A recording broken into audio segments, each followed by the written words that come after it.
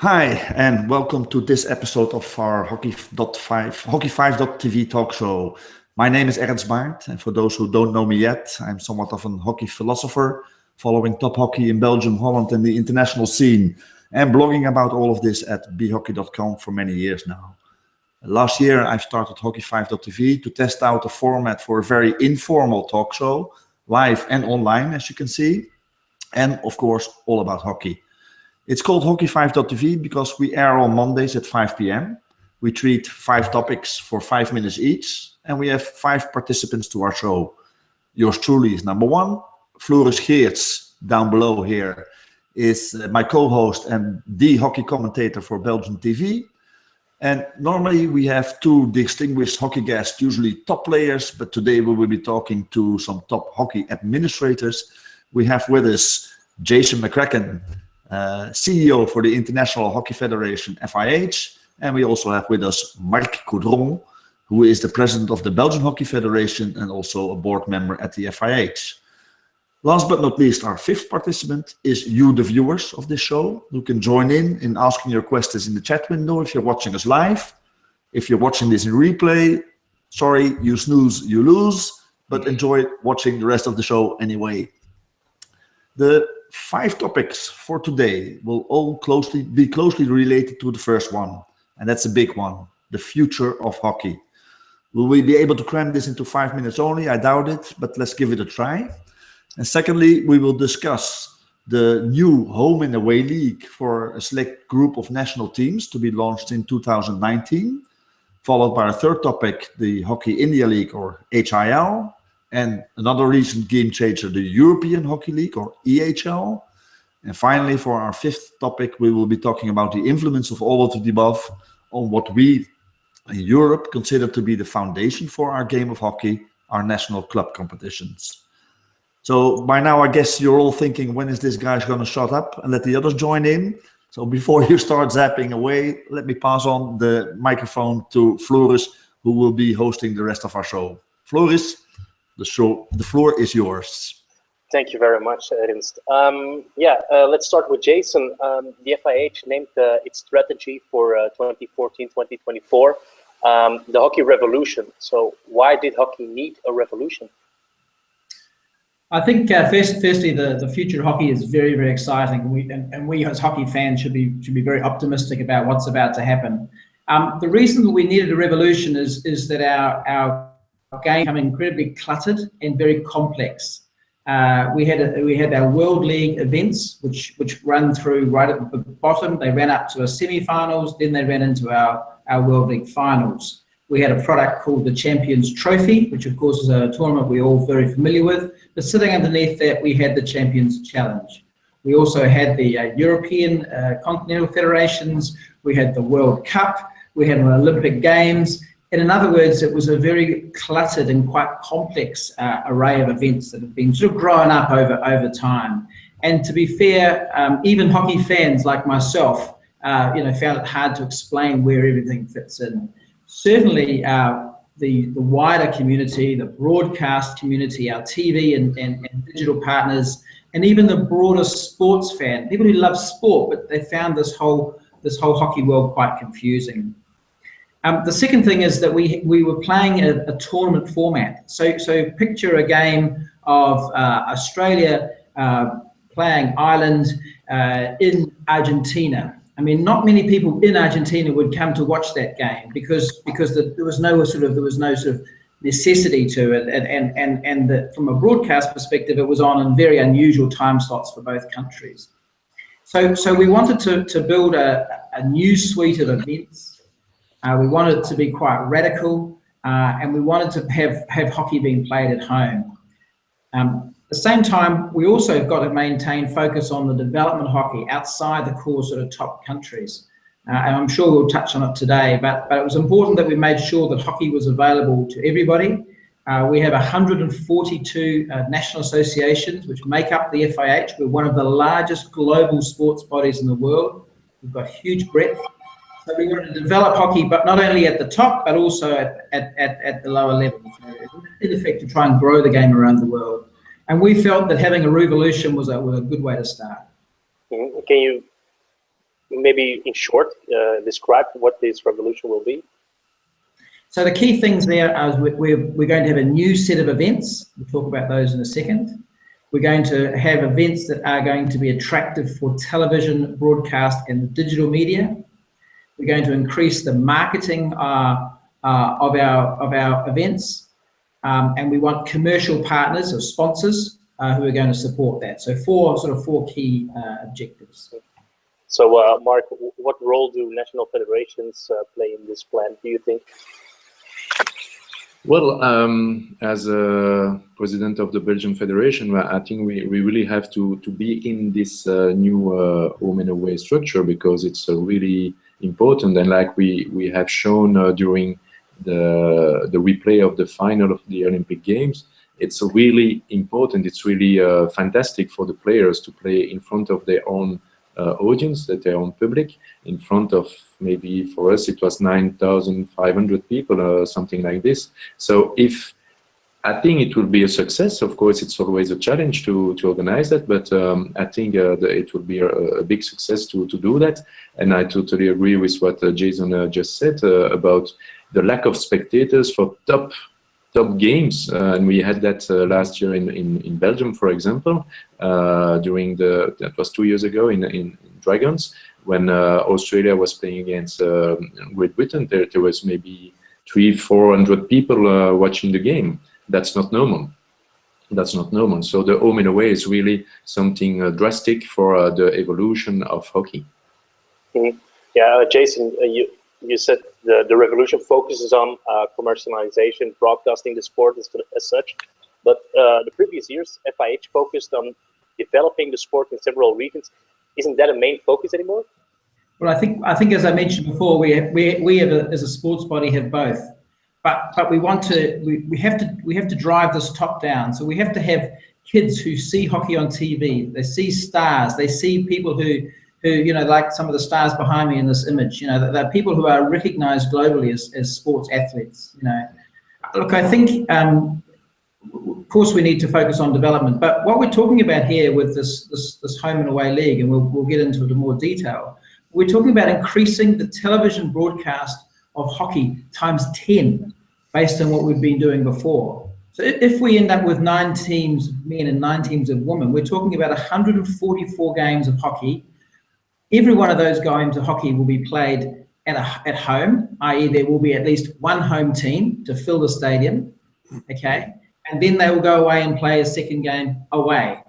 So this concept of playing in front of empty stadiums will cease to exist. We talk about being big, packed, bold and loud. That's the sort of language we're using.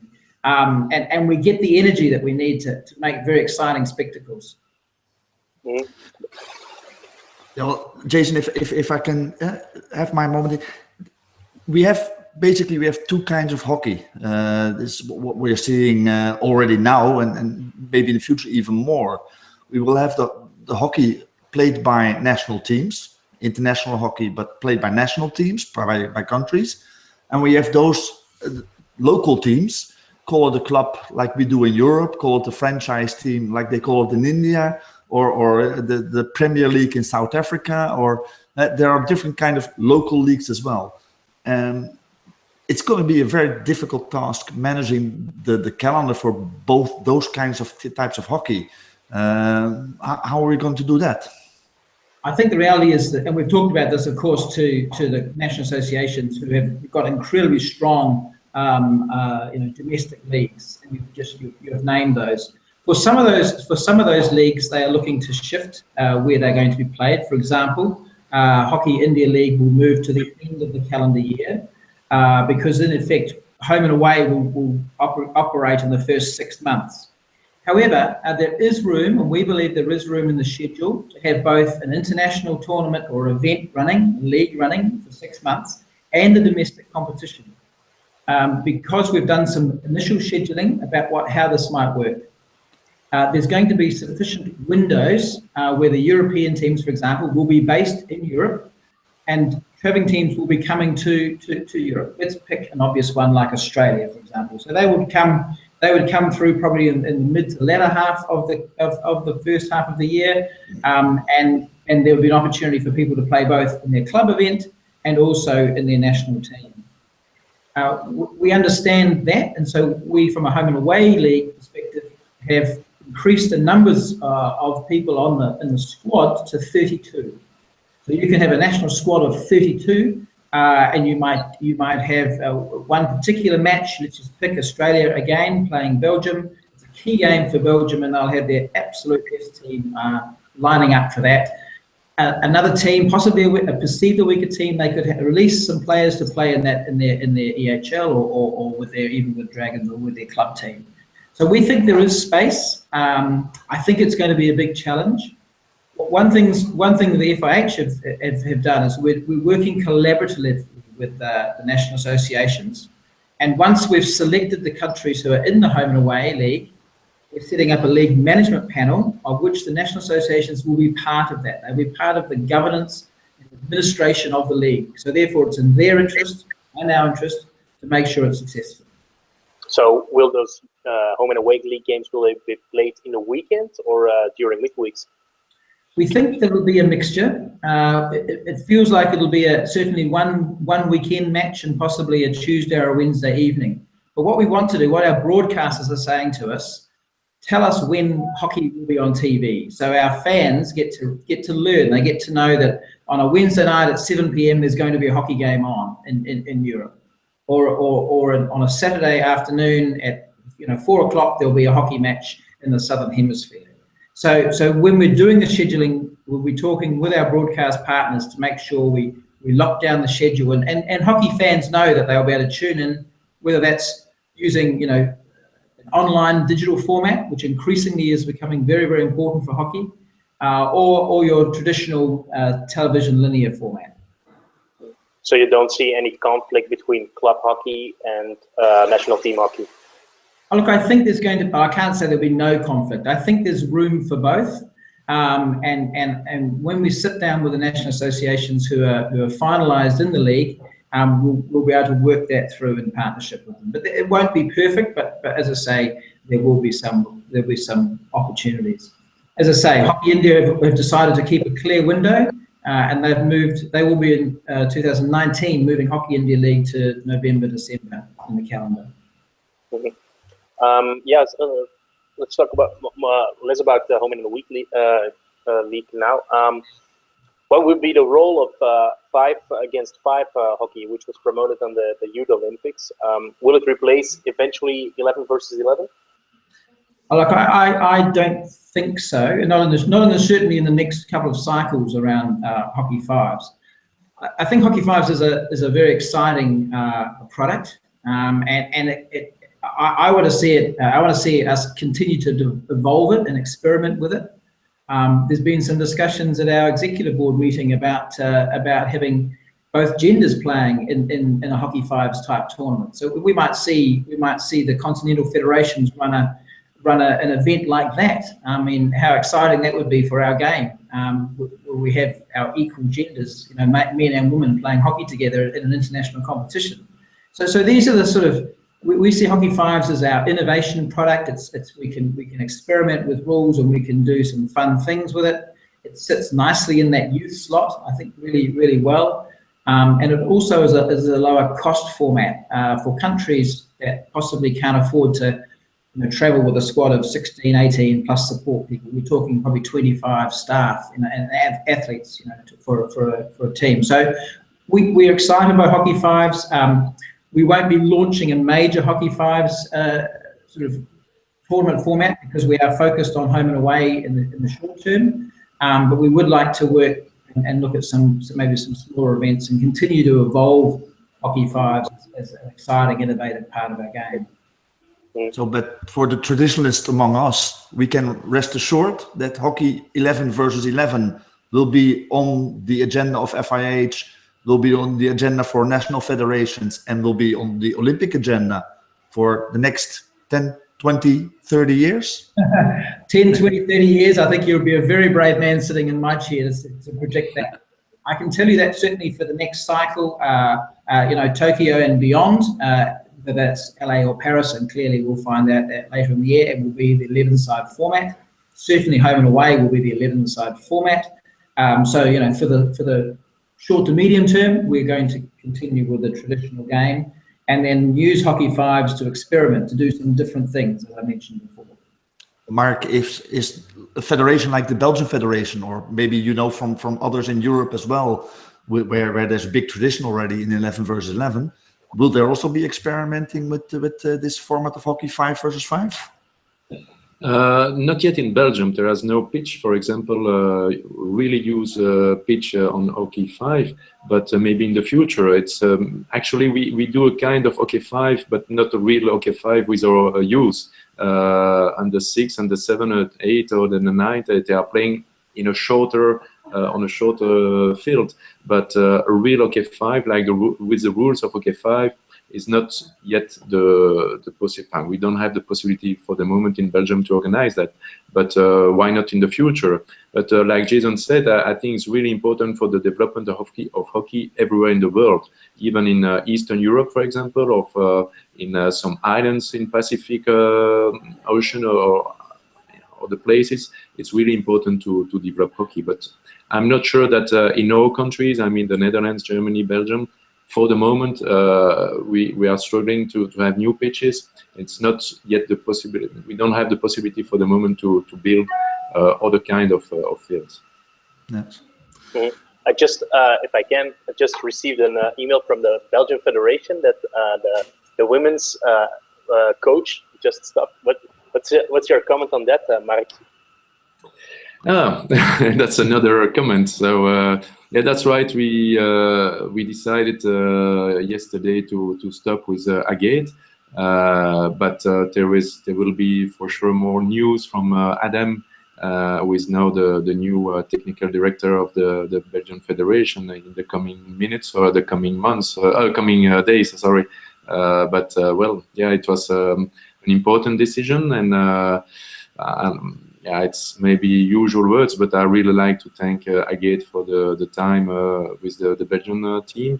But now we think that it was better for the team to go to another place and to go with other people. So it's a new way of how can I say that of development for the women team.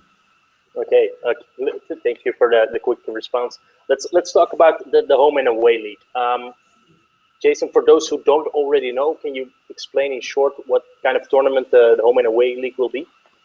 Okay, so firstly, it's a global league with between 7 and 9 national associations. And I say between 7 and 9 because we're currently going through an application process. And at the June executive board meeting, we will confirm exactly how many teams are. But let's just, for the sake of this conversation, say that we have 9 men and 9 women. They will play a one-off match at home against the other 8 countries. Then they will travel away to the other side of the world and replay that game in a one-off match.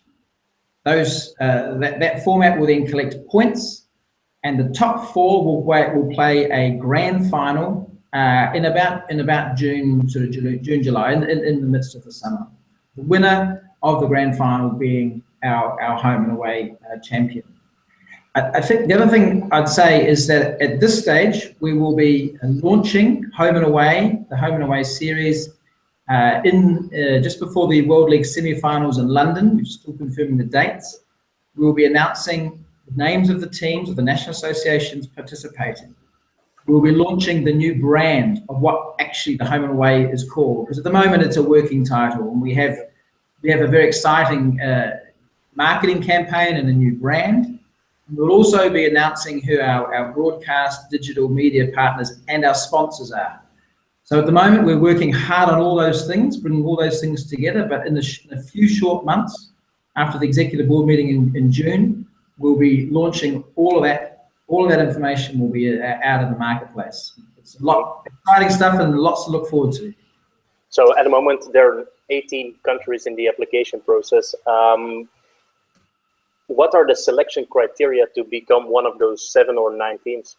It's a really good question. So we are focusing on obviously the performance, so that they have to be a top 12 ranked country, so they have to be competitive, but they have to be commercially viable. So this is a commercial product.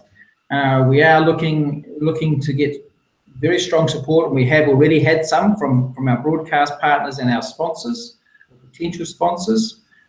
So we've got to make sure that the mix is right, and then of course we're looking for global reach to have countries, for example, like the USA Women, who've done extremely well, as part of this league, as well as the more traditional sort of big powerhouse hockey countries.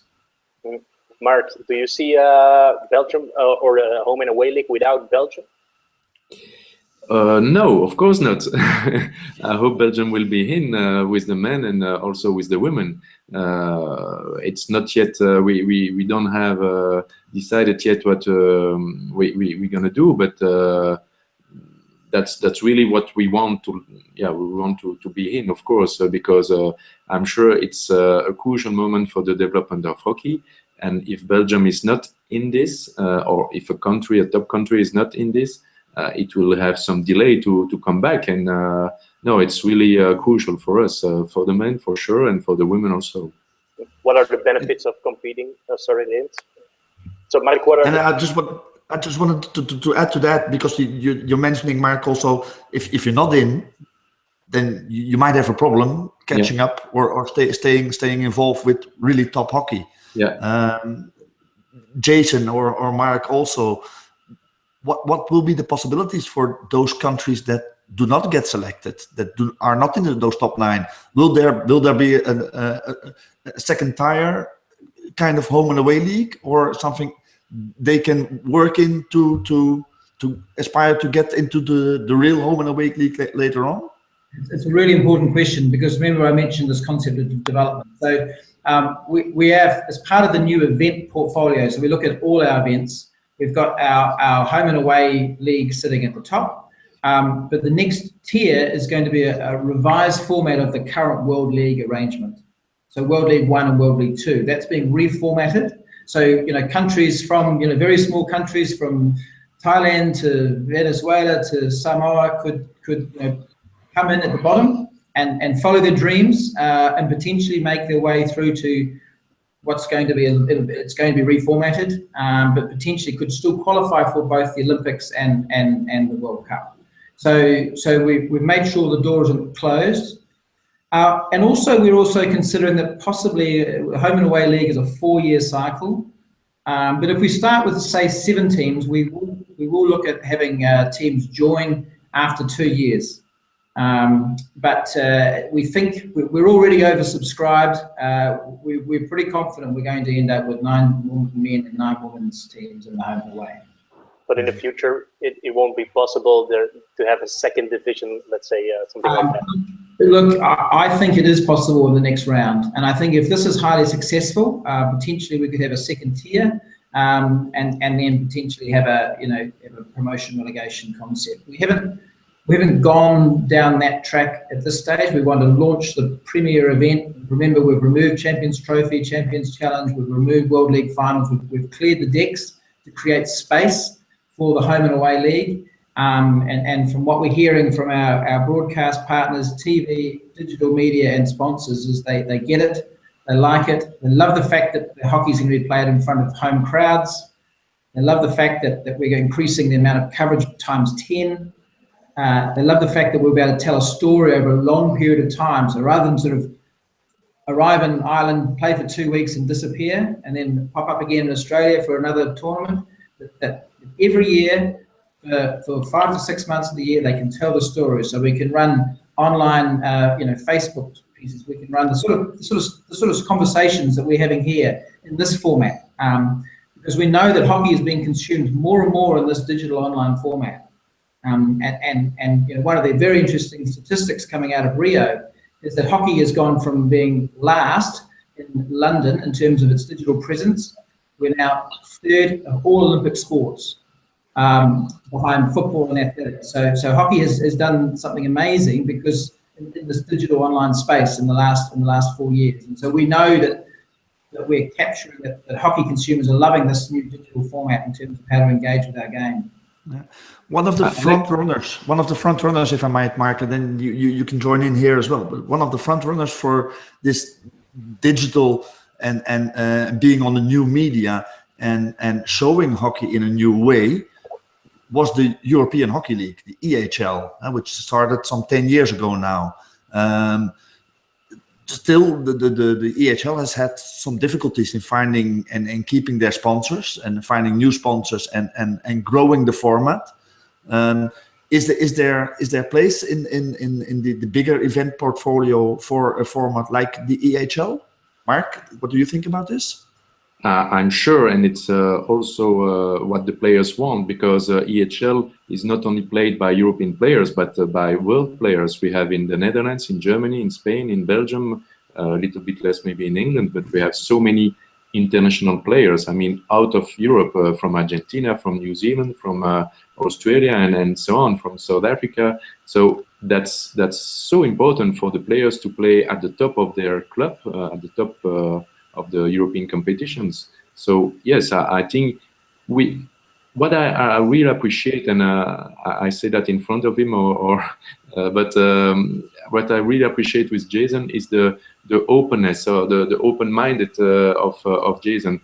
We are now in a new cyclus. I mean, we want to find win-win solutions for everybody, and I'm sure there are places for everybody. Hill, EHL, home and away, national competitions in Europe, we can find solutions. And for example, the change in the calendar for to organize the away from Europe in January, February, during normally the stages outside, that's a good period to go to Australia, to New Zealand, to India, to Argentina, and to have a gap at the end of the championship. So after mid-May to play lots of games, and still have a few competitions game between. So in March, April, May, to have 4 or 5 games. It's actually not different as now, because now we still have a few fair games against maybe Great Britain, who is coming to Belgium, or Belgium, who is going to Germany, or maybe we play other nations.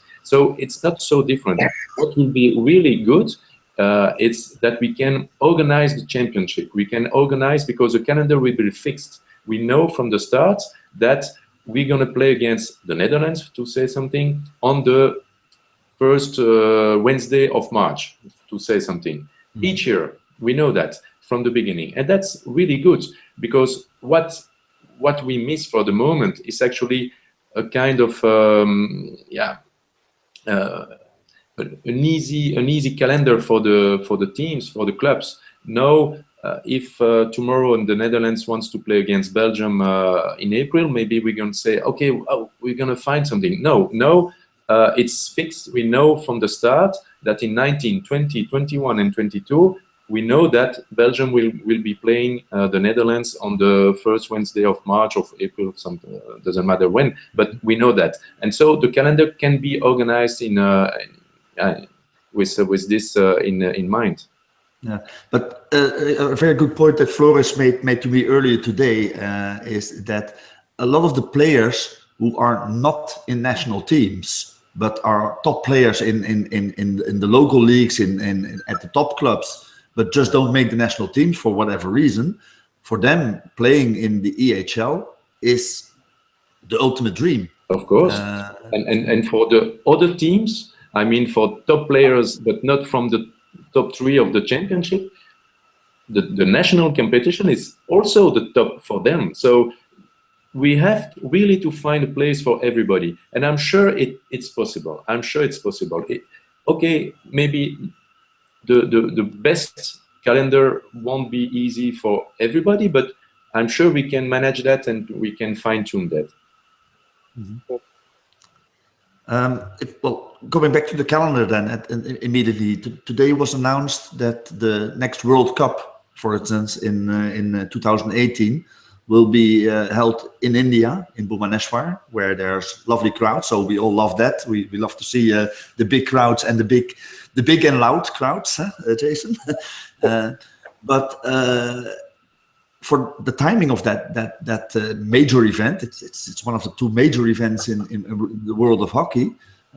is now announced for the end of November, the beginning of December, which will mean that, well, Mark, you will know as well, national team coaches usually ask for a period of more or less 6 weeks at least, where they want to have their national team to prepare for a major event.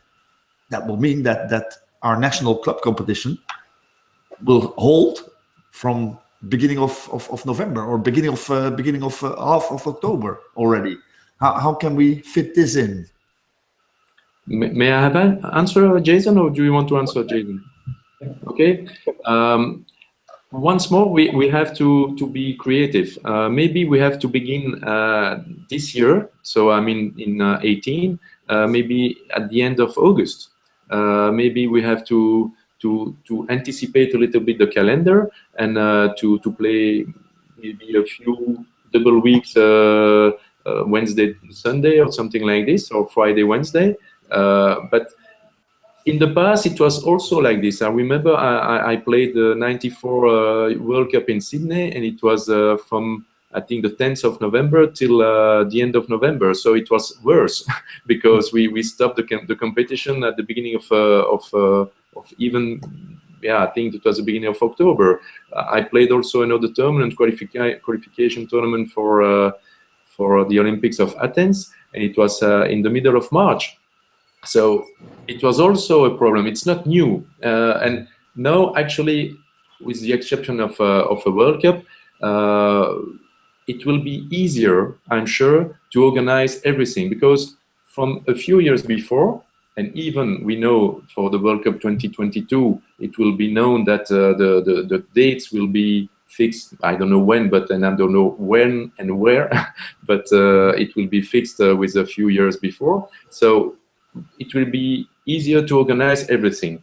Of course, the ideal calendar doesn't exist, that's for sure. But maybe we have to think about new periods, and maybe the end of August could be one. Jason, is the men's World Cup situating in end of November, beginning of December? Will be that a fixed moment for the World Cup in the future as well?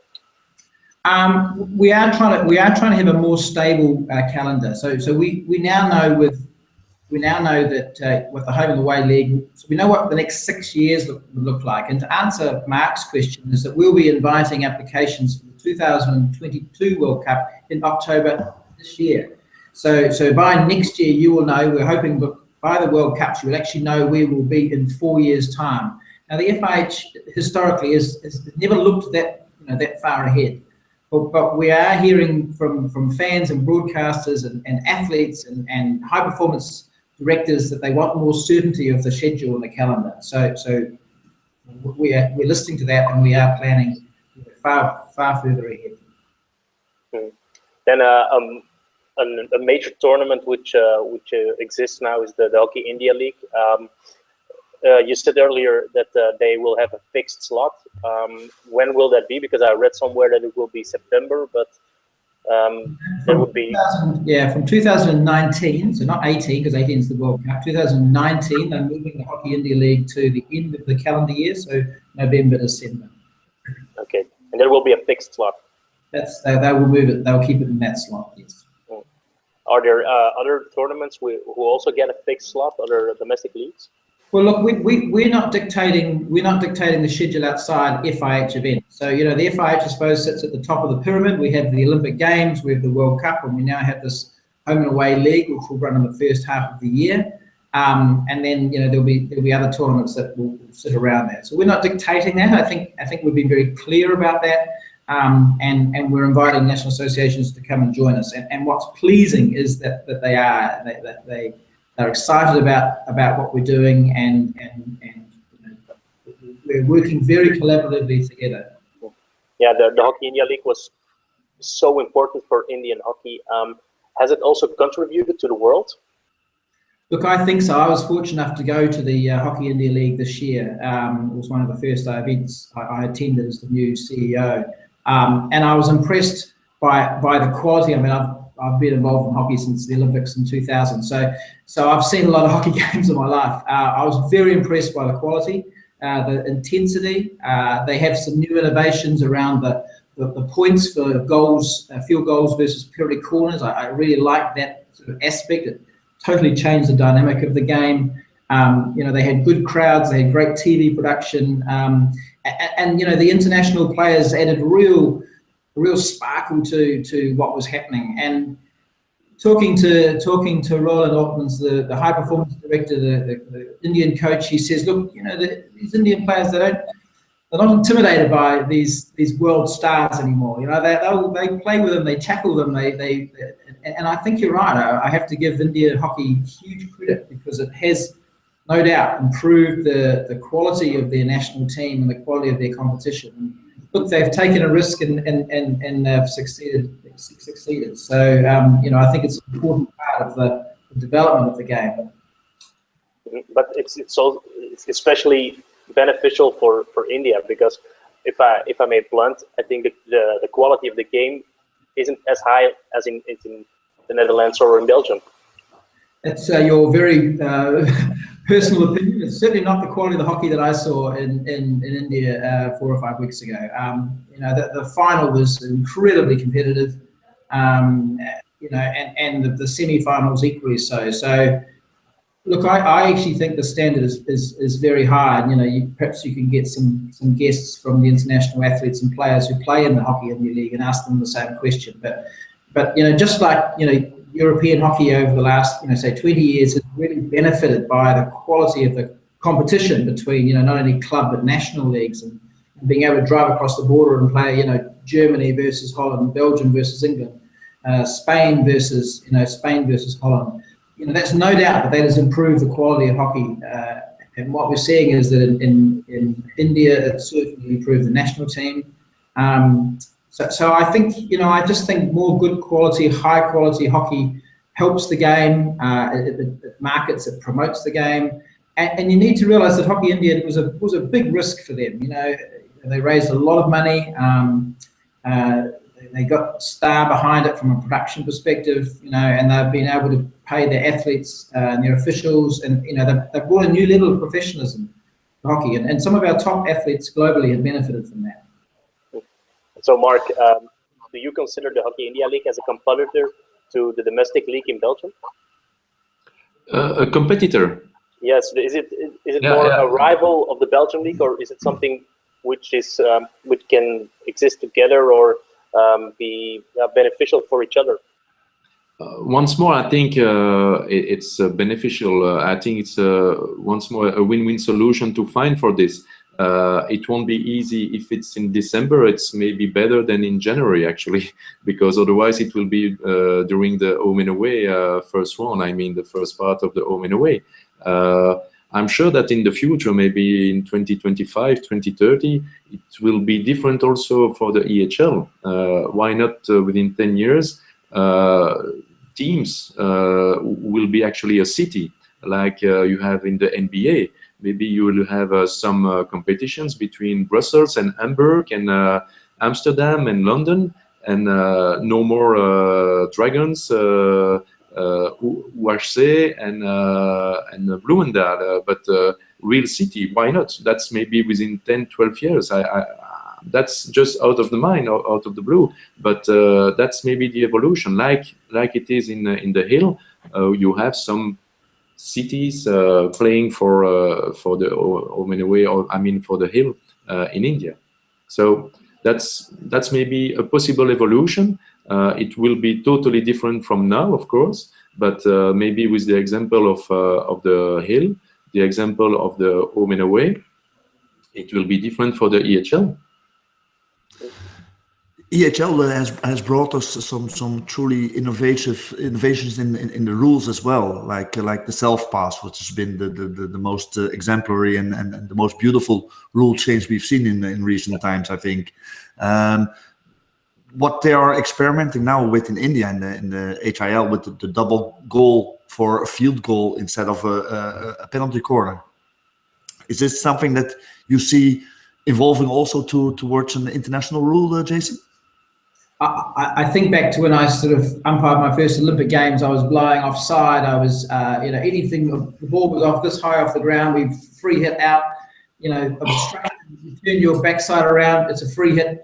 The game we watch today is completely different. And I think, other sports, I'm lucky enough to meet other sports CEOs, and they look at hockey and they, with amazement about how innovative we've been and how we've changed the rules and made our game faster, more exciting, more spectacular. So the answer to that question is that this game will continue to evolve. And what I like about the likes of the leagues you've discussed, and I've got to say EHL probably, at the forefront. I mean, they introduced video umpiring, for example, the self-pass. I mean, there's dozens of different examples. India is now playing with a point system. What I like about that is that you can spend some time incubating these ideas in these types of tournaments and then bring them to the FIH. And we have very strict processes around this. We have our rules committee, competitions committee, made up from continental federations all around the world. So it's not just a European idea or an Australian idea or something out of India. We then formalize that, and then we bring it in. Initially, we normally bring them into our regulations, and we might test that in an event, and then formalize it into the rules. So we have quite a disciplined process about bringing these ideas forward. But as I say, what I love is that we have these different competitions around the world that experiment with our game and continue to push it forward. It's very exciting. I think we're coming towards the end also of the show. Floris, unless you have some other questions, you can interrupt me. But I would like to ask one final question to both Jason and Marc. Is what would be your ideal vision? Where would hockey be in 20 years of time? So really a long term. Maybe if I start, I mean, I certainly have joined the organisation. I know our new president does, and the executive board. We spent our first meeting discussing, what's our vision, and our vision is to be a global game that inspires a whole generation of hockey players. And it's the coolest vision, I think, of any sports body, which is to say, let's make this game marketable. Let's have our athletes who are earning income and careers. Let's have young kids who want to pick up a hockey stick and be part of this revolution. So for me, this constant drive to inspire kids, athletes, fans, officials, sponsors, and TV broadcasters to be part of this game, and let's put it where it should be. Mm-hmm.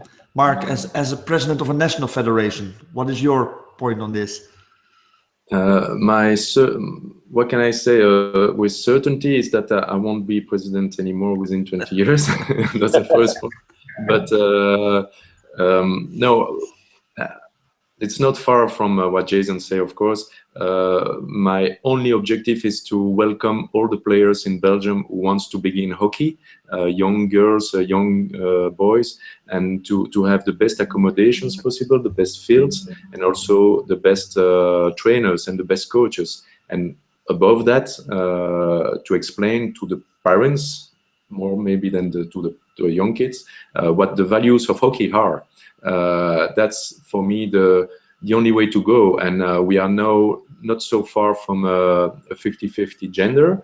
We are above 40% now. We were less than 20% 10 years ago. So I think for 2020 we will be 50-50. A bit strange to say, but that will be the case. So what I want for hockey in Belgium within 20 years is not the problem is not the number of players, but the quality of the fields, the quality of the accommodations, and the quality of the trainers and the coaches, and to explain what hockey is, off the field and on the field. Thank you. Actually, no, that's our mission now, and we have to go on like this. It's a never-ending story. That's what we have to do. That's what the leagues are doing in Belgium. That was the federation is doing in Belgium. Is to go on and to develop. If at one we're just here to manage, then we go behind. We go backwards. We have to develop financially on a good basis, but we have to go on in the development of our sports. Floris, any last questions from you for those gentlemen, for those two gentlemen? Not really. I hope to see them as soon as possible to have a drink or something and to discuss this a bit more, of course. And I wish them a very nice day ahead. So Okay. Well, gentlemen, thank you very much. I think we've gone over our time a little bit, but okay, if you're talking about the future of hockey, it's really difficult to limit it in time. We're all passionate about hockey, so we like to talk about it. But thank you very much for your time today and for the explanations and your views on the future of hockey. And for the rest of you, we hope to see you again normally next Monday when we'll probably be talking about Belgium hockey again. Okay, thanks. Bye-bye, everybody. Thank you.